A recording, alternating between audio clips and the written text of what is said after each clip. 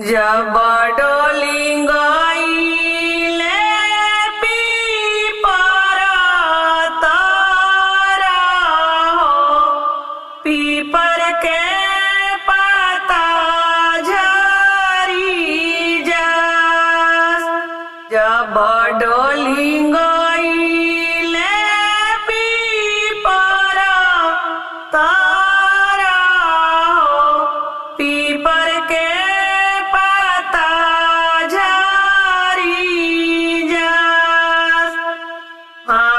से पापा मारा रोते आईनी हो, खड़ा भैनी रसैया के दुआर, खड़ा भैनी रसैया के दुआर। घर में के दिया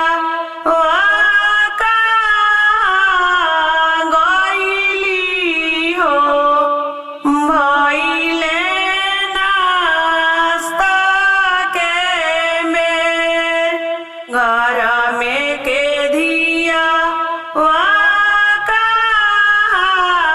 गईली हो, भइले नाश्ता के मेर। घर में से निकले ली बेटी के आमा हो, प्रभु के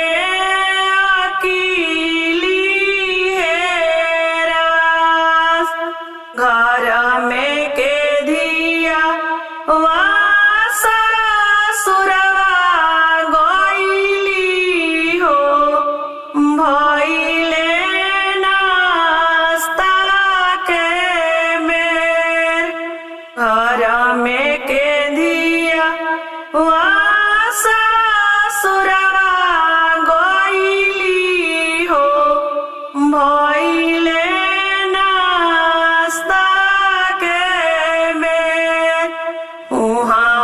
से भैया हमारा रोते आईनी हो, खड़ा भैनी रसैया के दुआर।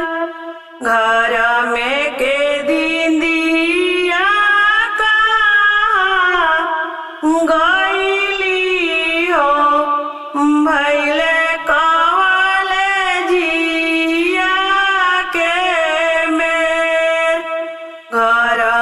से